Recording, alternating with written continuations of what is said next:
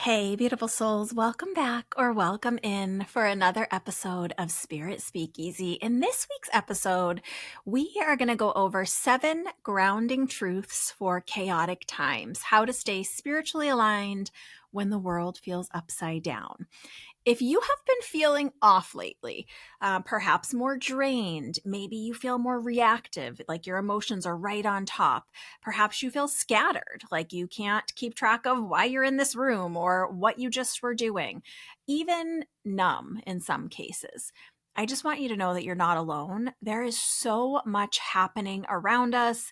I'm not going to hash it all up again because we all know what a lot of it is. There are world events happening, there are natural disasters happening, political tension in multiple countries, not just the US and Canada. There are emotions happening in our collective, deep grief in the collective, and even turmoil. So, whether you follow the news or not, you're definitely feeling it energetically, and we're going to talk all about it. But can we please normalize spiritual exhaustion and emotional overwhelm, especially for intuitives, empaths, and healers? I think often we're just all expected to keep it pushing, to keep our heads down and moving forward. And I think not acknowledging it is just not real for us that are sensitives because we're feeling it so palpably. Even as someone who works with the spirit world every day, I spend time in meditation almost every day. I feel the subtle energies around us, and I can pretty often have a lot of tools to focus my energy, focus my awareness. But even for me, as someone who has been in this work and has all of these tools, I feel this heaviness too. So that's why today I want to offer 7 grounding truths. These are not shallow tips, but they are real soul aligned tools that can help you find stability and spiritual connection, even in the midst of the unknown. Because I think that's part of what's so hard is that we are experiencing things that we've never experienced. There are things happening that are unprecedented across the board in multiple areas. And our future feels unknown or uncertain in a lot of cases. Now, we could say, like, yeah, okay, but do we ever actually know the future? Are things ever truly predictable? Possibly no. But we do often feel like, if things have been pretty steady, if we have a steady job, if we're, used to being able to go about our day to day, we get this almost like illusion or comfort that things are stable, things are steady. And right now, everything feels unsteady, unknown, upside down. And as I go through these 7 truths, I just invite you to see where you can see yourself in them, perhaps where you can see others around you in these truths. And hopefully, this will give you a little bit of something to focus on. So when things do feel chaotic, whether it's in the world at large or in our own family groups, friend groups, community groups, etc., we really do have some tools to hang on to. And some of them involve some like actual tips and strategies and things to do. And some of them are just things to remember. So I'm going to dive right in with this truth number 1. Your nervous system is sacred space. We don't always think about it like this. I know we talk about here often that we are spiritual beings having a human experience in this human form, right? But we don't often talk about being dysregulated and how that affects us as spiritual beings. Regulation matters energetically and spiritually, not just physically. The body is spirit's holding place almost, and certainly a tuning fork for us to feel emotions, to feel things around us, to understand those subtle energies. But when we are dysregulated, it feels really hard to receive guidance. So when we talk about regulating our energy, what we're really talking about is tending to this intersection of our nervous system and our spiritual field. I know here we talk about the auric field and the energetic body. So really just balancing out or tending to that intersection of our nervous system and our spiritual body, the physical body and the soul body. Let's just say it that way. In chaotic times, it is easy to stay in a chronic state of that fight, flight, freeze, or even fawn, where our nervous systems are on alert. I don't know about you, but I have at times found myself like really checking the news pretty frequently. I go in and out of this. I give myself breaks as well, but we really can become at a place where we're just in this state of alert all the time, scanning for threats, overstimulated often. And sometimes, for some of us in certain instances, that can even push over into just being totally shut down. The problem is, in this state, we become energetically like leaky almost, more reactive, right? Instead of receiving information, letting it land, processing it, feeling our own emotions, and choosing how to respond, we can become very reactive, very lit up in our emotions.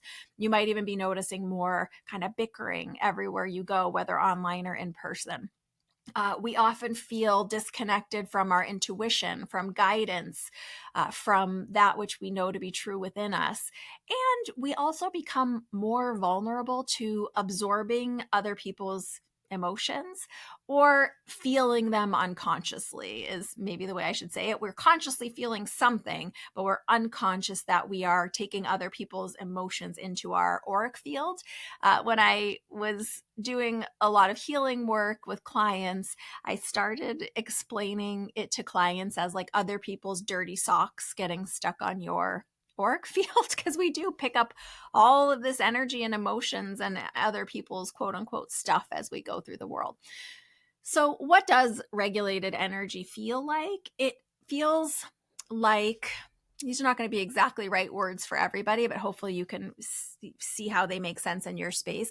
It's a sense of being centered in our body, not outside of our body, but like in our body, feeling our feelings, not reacting, but steady. When we are properly regulated, we are able to respond rather than react.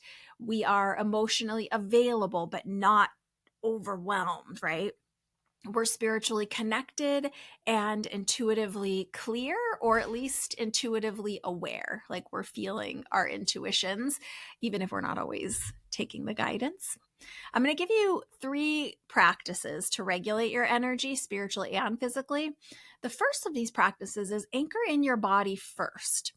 Now, I know that oftentimes we can just want to feel or grab or snatch for that subtle energy, right? But the reason we need to ground in our body first is because our body is kind of this antenna for energy while we're in a physical body. So if we're floating in these mental loops, or we're not present, we're drifting off into this stressful thought or energy of kind of rehashing. For me, sometimes it's like writing the same email 30 times because I just am so lit up about how I want to respond. Does that ever happen for you? So if we're having these types of things happening, our energy and our energetic signals, that intuitive nudge, for example, can feel fuzzy, right? Not as clear. We're not as available for it. So there's a couple things you could try. This first tip is essentially press your feet into the floor, like 2 feet on the floor if you can, if your physical body allows for that, and name 5 things that you can physically see or feel right now. So oftentimes it's looking around the room and just naming one thing you can see, one thing you can hear, one thing that's solid in the space where you are, and get yourself to 5. This really brings you present. And then once you feel present, you can do that exercise we've talked about before, where you put your hand on your chest and one on your belly, or even just one hand if that's best for you, and just take some simple breaths and say to yourself, I'm here, I'm safe, I can choose how I show up in this moment, because we're bringing our energy back to center instead of having it scattered and reaching for information outside of us. We want to just bring everything right back into center. Another easy tip or quick, simple tip to hang on to for getting more regulated is using your breath as a tuning fork.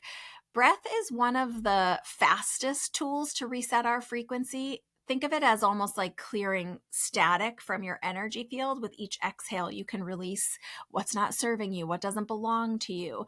So you can try this simple method of like what's called square breathing, which is essentially you inhale for whatever your natural breath is. Mine's about 4. Some people have much longer inhale and exhale, but comfortable. It doesn't have to be a stretch for you. So you'd inhale for 4, the count of 4, you'd hold for the count of 4, you'd exhale for the count of 4, and then you'd hold for the count of 4. So that's why it's a square, because you're counting, and each, if it's 6 for you, it's inhale for the count of 6, pause for the count of 6, exhale for the count of 6, pause for the count of 6, then back to inhale. So it's really great, even just if you for 2 minutes can do this breathing pattern, it really starts to regulate you and bring you back energetically into your body. So 2 minutes is great for that. You can also hum or just like sigh audibly, right? You could chant if you're into chanting. These activate that vagus nerve, which signals to your system it's okay to come out of this fight, flight, fawn, flee, survival mode. This is a little different than this tip, but personally for me, rather than the breath or the chanting or the humming, I like to sway my physical body. There's something for me about gently swaying back and forth. And I also feel like it's not very noticeable. I do it in public a lot. You might even, if you ever watch the video version of this or watch me on video in any way or teaching, or even when we're doing the healings, if you ever see me gently swaying, sometimes it is just a calming mechanism for me. And the third little tip here is be the gatekeeper of what enters your field. So almost heading things off at your own personal gate of your auric field, so to speak. In chaotic times, energetic boundaries can get thin, porous, if you will. And we're not meant to carry it all, and certainly not all at once. So you could even make a practice of asking yourself daily, maybe it's in the evening, maybe it's at lunchtime, what's mine to hold and what's not? Essentially, what kind of energy am I allowing in, whether it's through conversations, through media, through scrolling, even thoughts. Perhaps it's those water cooler conversations that you're maybe not going to be a participant in anymore for you once you get clear about what am I allowing in? What am I taking in? And you can even do a little guided visualization for yourself where you're imagining your auric field, your personal space bubble, as just filled with golden light. And imagine any unhealed or unhelpful or energy that doesn't belong to you, almost like leaving, flowing out of your space like a mist or like a smoke or a fog, and just breathe yourself back into clarity. Energetic regulation really helps with intuitive clarity. And when our energy is dysregulated, guidance from our spirit guides, our higher self, our loved ones on the other side, our intuition, it feels really hard to sense that guidance when we're lit up in our energy, or it can feel distorted almost, where we're not entirely sure, oh, is this the right choice? Is this not the right choice? If you ever feel like that, the first step is to try these personal regulatory tools, or if you have a different one, I would love it if you share it. But when we regulate, even just a little bit, even if it's like 2 minutes of that breathing we talked about, it's like turning down that static. For those of you that remember when TV used to have static, and dialing your radio to almost like a more clear signal, a more tapped in, tuned in signal, and you can feel it, see it, sense it more clearly. Okay, truth number 2, not all the energy you feel is yours. I have had a stream of clients probably since the beginning of the year, and I've heard in various ways from different people, different humans, because we're all different, that people are just feeling off. They're feeling like they're overly emotional, or a heaviness on their heart, or even a heaviness on their back with no physical problem, a heaviness in their energy. Some people describe it as feeling like a little dark cloud is over them. Some people describe it as feeling less hopeful, right? But just bringing your awareness to this idea that not all the energy that you feel actually belongs to you. So we've talked about this before, that we have this auric field, this personal space bubble. You can go back and listen to the Aura 101 video if you want that teaching in like an expanded way. But we are these empathetic, energetic beings. And with this auric field that we have, and with all of our sensitivities, if you're into the chakra system, it's also happening through that. We're perceiving information subtly all the time, energetic information.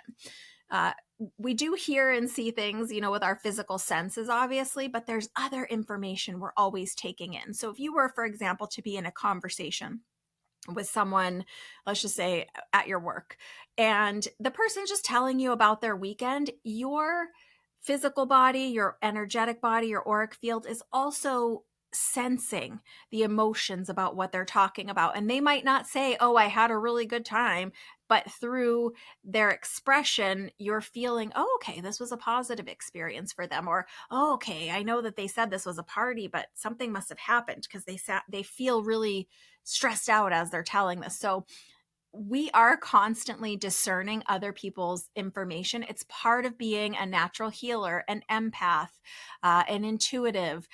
And most people will say, like, well, I'm not intuitive. I don't know if I have that. But if you've ever been able to have caring, compassion, empathy for how another feels, you have it. And we're all sensitive. So even if you don't feel like you do have it.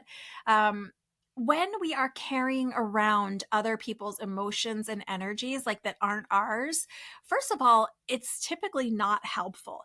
Us carrying around a heaviness for someone else as they're going through stress doesn't help their stress, right? Perhaps supporting them in a different way could, but just carrying around or taking on and trying to help to carry emotions that aren't ours really isn't helpful to anyone. So the first thing to practice here with this, not all the energy you feel is yours, is to start understanding what energy and emotions are yours and what do not belong to you, what belong to someone else. So if you're having a feeling, an emotion rising up, maybe it doesn't even feel like it's rising up. Maybe you're cruising through your morning and you're just feeling a little lackluster, right? You're just feeling a little meh, I don't feel amazing. Ask yourself, what part of what I'm feeling is mine? Meaning you could check in and say, like, is something going on that's making me feel a little down besides the state of the world right now? No, I had a nice exchange with my partner this morning. Kids off to school, good. Everything feels okay. I have this meeting coming up. I'm pretty prepared. Okay, what is this heaviness then? So it's just taking a little bit of an internal inventory. Is there something you're upset about besides the world in general? Is there something that's a heaviness? And you can do a little exercise again where you're imagining a waterfall or wind or a light shining and dissipating whatever emotions or energies aren't yours. But part of it is realizing what emotions actually are ours and what we are taking on, or even the way I often say it in the work is matching. Because if we don't feel sad and we are sad on behalf of someone else, we're kind of matching a level of their sadness so we can take ownership of it or hold some of it on behalf of others. So getting clear about what emotions we are having and what emotions we are not having that we're feeling in our space will help you understand what actually belongs to you. And it'll help you dig deeper into your own emotions for clarity or healing or whatever you might need. But it'll also help you decide more intentionally, oh, okay, I'm not carrying the weight of the world today. It doesn't mean you don't care. It doesn't mean that you're not realistic about what's happening, but you don't have to carry all of the emotions around you, all of the heaviness around you. And as a little part B to this, if you have some time and you're feeling like you want to do some journaling, you could even sit down and think about, okay, I have this heaviness on my heart. What's going on heavy in my life? Okay, maybe my relationships are good and things are good for me. But when I look at the people that I care about in this world around me, start with those closest to you, right? Is someone closest to me having, this emotion of sadness, and then expand out? Is someone I'm adjacent to, perhaps a coworker, a casual friend, my friend's partner, right? Like one of my kids' friends, stretching that circle out and then out even more. And that's how you can start evaluating when you're taking on other people's emotions. And just remind yourself, you're sensitive. You're not broken. This is a beautiful part of you. It's what allows you to support and have empathy and compassion for others, but you don't need to hold it. Truth number 3, stillness isn't escapism, it's a strategy. I want to reframe stillness a little bit as a radical act, especially in a noisy, reactive world. Sometimes stillness feels unsafe or selfish, especially when other people are suffering and we want to remove ourselves and take a moment of stillness. Especially if we have something really loud going on. Perhaps someone in your world is having a health crisis or is nearing their time of passing, for example, or having an emotional crisis in their life, we can often feel like getting still isn't safe, because then that's when the loud thoughts might come in, or that's when those racing emotions might come in. Or we might feel like stillness is selfish. Like, how could I take this time for myself when this person's suffering so much?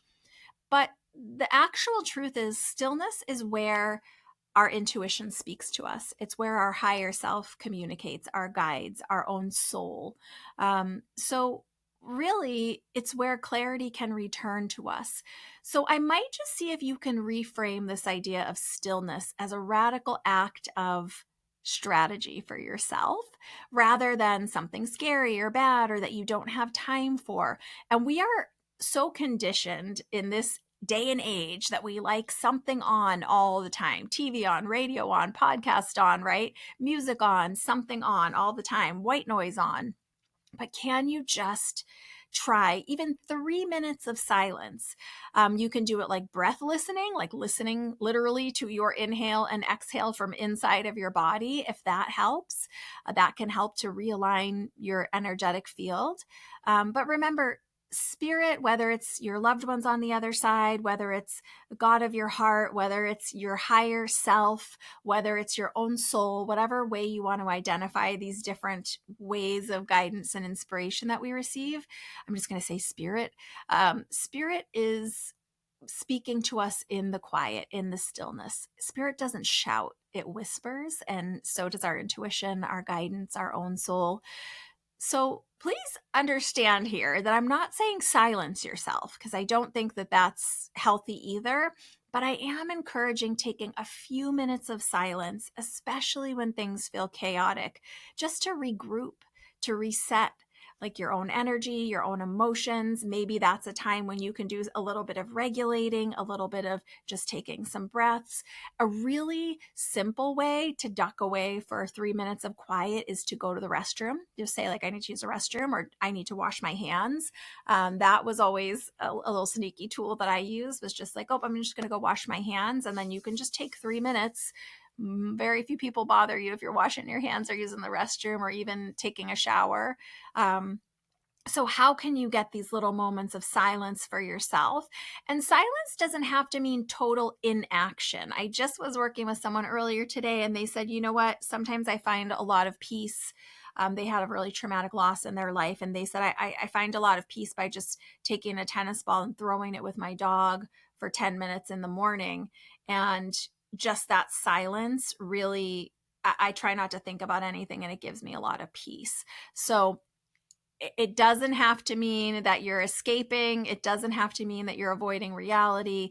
Stillness can be a strategy, and you can harness this strategy of stillness for yourself to let rise up what needs to, or even just to have a few moments of peace to reconnect with the soul of you. Truth number 4: spiritual bypassing does not equal spiritual truth. Okay. I think this is important to dive into. Many of you have heard the term spiritual bypassing. Essentially, it means avoiding hard emotions or difficult situations by hiding behind this idea of like love and light, right? Just spreading love and light. I don't want to know about anything hard. I don't want to deal with anything difficult. I just want to stay in love and light. And there's value to that in pieces and in parts, right? But if we avoid all hard emotions or hard situations, that's spiritual bypassing. And we're not finding spiritual truth or solace or healing in that. You can even affirm to yourself, you can hold both anger and compassion, both grief and gratitude at the same time. Feeling deeply and really being honest with ourselves, within ourselves, about our own emotions is being spiritual.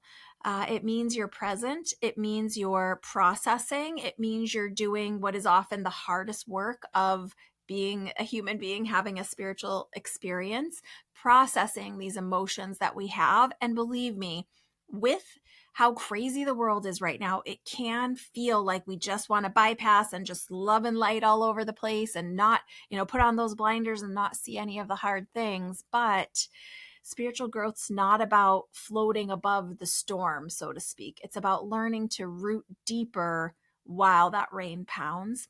Does anyone remember that movie from the 80s, The Never-Ending Story? Indulge me for a minute here.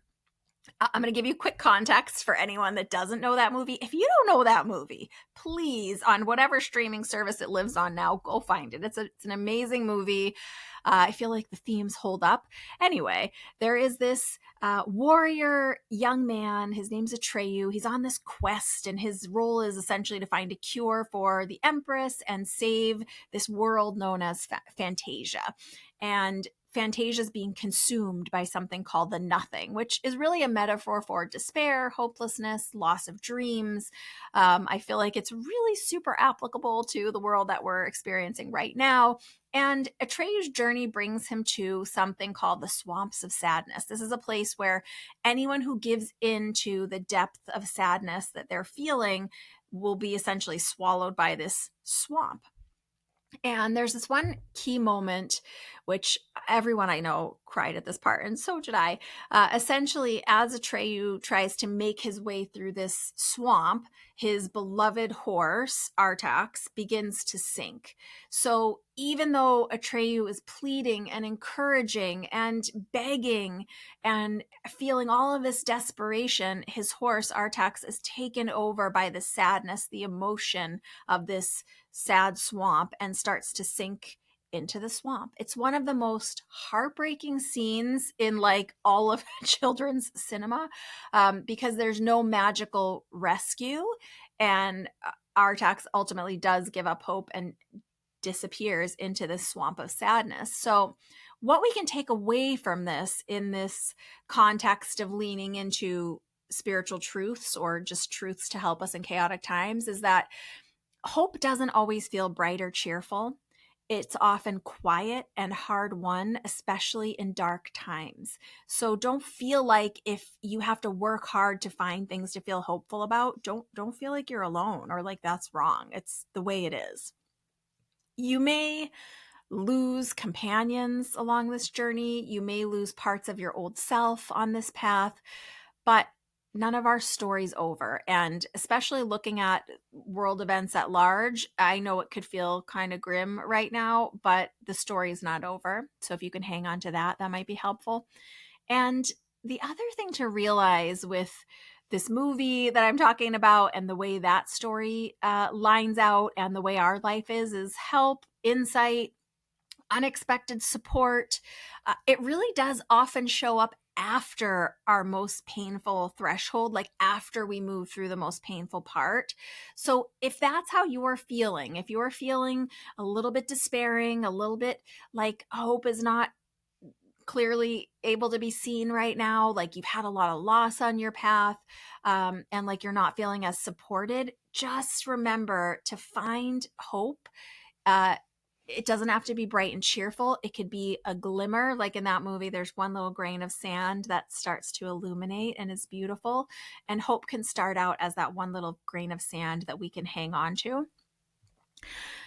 I'm going to move on to truth number 5 because I could talk about this movie forever. And if you guys ever want to do a podcast episode where we go through that movie and break down the themes, let me know because I'm a nerd for that movie. And if you are too, I would love to do that with you. Truth number 5. There's power in microactions. I invite you to revisit that episode I entitled Microdosing Joy. I'll link these extra episodes in the show notes.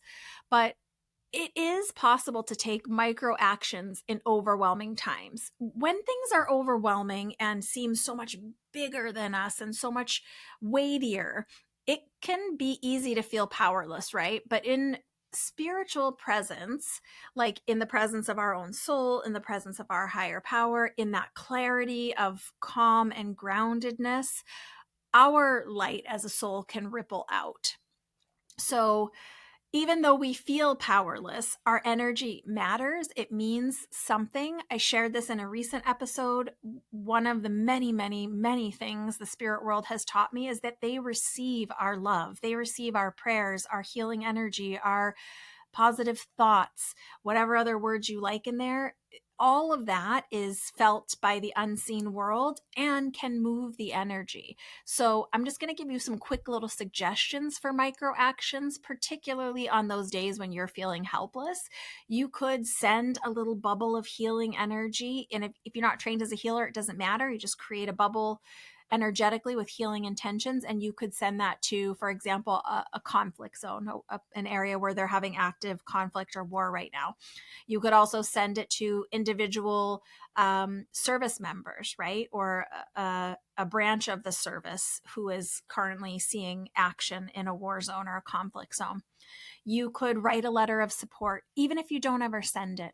Of course, you could write letters and send them with love and support and good thoughts to whether it's service members or people who are in hospitals who maybe aren't receiving visitors or cards. You could write letters, or you could just write it to yourself and keep it for yourself as an offering of wishes for peace, wishes for support for people. You could, for example, offer a prayer in traffic, whether you identify it as prayer using that word, or whether you think I'm just going to send my best wishes and positive energy to, for example, someone who's been in a car accident. If you see a car accident, to, if you're driving and you see fire, you can send love there. If you just know as you're driving and have things on your mind, you can send love to whatever those things are while you're sitting in traffic. Prayers or love, whatever word you like. You can ground the emotion of peace into your home, meaning like keep the energy of your house in peace, in love, in kindness. And we've talked on previous episodes about using music to raise the vibration of our space, creating safe space, because particularly if you have other people living with you, whether they're people or pets, and particularly if they're kids, or if you have other people, children and the like visiting your home, creating this safe space, this peaceful environment is sometimes more powerful than we realize, just giving someone a few moments of peace. You can say a little affirmation for yourself. Every small act in alignment with love is spiritual activism. And again, you can make this as big as you want. If you feel like I want to take some macro actions instead of micro actions, you could be more involved. You could volunteer in your community. You can reach out to community centers and see what they need support with. We used to have something when I was young in high school where there was a close by senior living center, and we used to go as a big group of us and spend time visiting with the seniors and hearing their stories. And, sometimes people would play piano or whatever everyone knew how to do. So if you wanted to get more involved, there are always more things you can do in your community and more actions you can take in your community, but even micro actions in your own community. Perhaps it's, just picking up someone's junk mail and putting it back in their mailbox, for example. Or, maybe you start to get to know your neighbors, right? Being in community, emotional support, energetic support. So there are power in micro actions, even if it's just sending thoughts, sending prayer, sending love, keeping our space peaceful. Those all count as ways of being in micro action. Truth number 6, connect with your unseen support team. Your guides haven't left. So even though we might be sometimes saying like, where is my support team? Where are my guides? Where are my loved ones? They haven't left. They're still close, whether it's loved ones on the other side, our spirit guides, our spirit team, the love and energy of our own soul, of the angels, of the archangels. Everyone is still there. It's just sometimes when we're stressed out, we've talked about this before, we feel like the guidance isn't there, or like we can't feel that supportive energy around us. But our unseen loved ones of all sorts are still close. It feels harder to hear them or sense them or feel them or know that they're around sometimes when we feel very scattered, but they're still offering us invitations. They're still offering us support. You guys know I have the free sign mini course on my website, joyfulmedium.com. It's right on the homepage of the website if you don't know how to ask for signs. But I really love asking for signs, either for specific guidance, right? Many of you know in the past I've taught setting up a yes or no sign, right? So perhaps you're making a big decision. You might pick one sign to represent the answer of yes, one sign to represent the answer of no, or option A, option B. I like to choose a time frame, whether it's the end of the weekend or this week, tomorrow, close of business, whatever you like. And I like to see, I kind of keep a running tally in my mind as I see those images that I'm asking for. And when I get to 3, I know that's my answer. You may have heard me teach before that there have been times where I have used light bulbs for yes and umbrellas for no. And then it's just how many light bulbs and umbrellas am I aware of as I go around my world? But you can use different items than that. You can ask your guides for a specific sign to let you know that they are present with you, right? So maybe it's a purple heart and you just be available for purple hearts to cross your path out in the world. And that's how you can know that they're with you and spending guidance. I highly encourage you to take that free course though, because I really, in 3 lessons, break it all down for you. You could also do something a little bit spiritual and symbolic for yourself to connect with your unseen support team. You could light a candle and just sit there with an open heart for 10 minutes and be available, right? Listen, be available, open your heart. You could create a mantra, something like, I'm never alone. Even when I feel alone, I'm always supported. So whatever it is, just not forgetting to connect with your unseen support team. Sometimes when this world feels really difficult, and our support team feels quieter, this usually is the time we are most resistant to sitting with our spirit guides or to asking for signs, for example. And it usually is the time we need it the most. So for me, I know if I'm like resisting sitting in meditation, resisting being in silence, this is often when I need it the most. And it's often when I can have access to the most guidance if I would just do the work, my free will contribution to become available for it. So I highly encourage you, don't forget about your spirit team. And truth number 7, your frequency is a force. The world needs more regulated, more grounded in light people, not perfectionists, not asking for perfection of ourselves, not expecting perfection. We don't need to be fearless. We just need to be present. We just need to work on healing ourselves so that we can show up as the most evolved, most, I want to say like less reactive, most intentionally responding versions of ourselves. But release, if you can, this idea about perfection, because we're not going for perfection here. We're just going for being actively aware in that energy. And the truth is, we have a 3D world to focus on. So there might be times where being aware of the subtle energies does fade a little bit into the background. I would expect it to be, if you're like me and you're actively in this work, it even recedes in and out of my focus throughout the day. When I'm driving, I'm not trying to communicate with spirit. I'm driving. So just know that you do have that flexibility and your energy is a force, and the world does need you to be working on your own emotions, working on your own subtle energy, grounded into that light as much as you possibly can be. And I really encourage you to try to be intentional with your energy, whether you're grocery shopping or parenting or creating or even grieving. Be intentional with that emotion, with that energy. Create space for yourself to grieve. If you're feeling like I am, to be quite honest with you, I think we're grieving individuals in our own lives and in our own ways, but grieving some of these big losses that we're experiencing collectively, with the way certain structures are changing or falling away, with the abuse of power that's happening, with the neglect of people that's happening. I'm not going to, as promised, I'm not going to go deep into this, but I think a lot of you know exactly some of the things I'm getting at that are happening out there in the world. We need to be present, engaged in our own energy and managing our own energy, intentional with our own energy, no matter where we are. And I encourage you to think of it like this.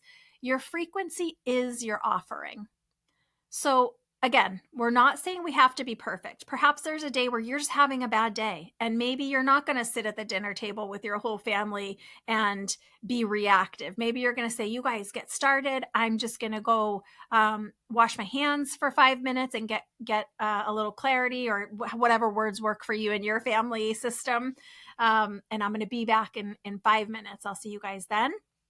Because your frequency is your offering, your presence, right? Being present, not spinning out, not reactive in emotions, not, I want to say messy, but sometimes we're all messy. So it's not really that. It's more just intentionally working through our emotions, identifying them, not just rushing in from being at work all day, being angry, being aggressive, being frustrated, and taking it out on everyone in your Zumba class, whatever it is.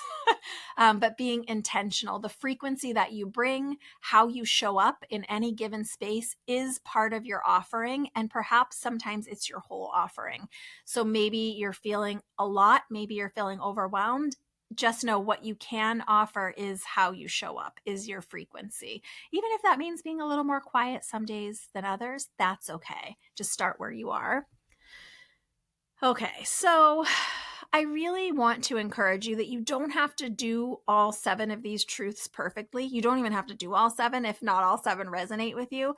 But even one small shift helps anchor your energy. And really, one thing to return to in moments of stress is this idea that you're a soul having a human experience. The timeline's always moving, things are always happening behind the scenes that we are not aware of. Truth is always coming to light. There is always more going on than we're aware of. And you might even create some mantras that you keep, like maybe in the notes section of your phone, or on a sticky note at your desk, just to help you have something to come back to you.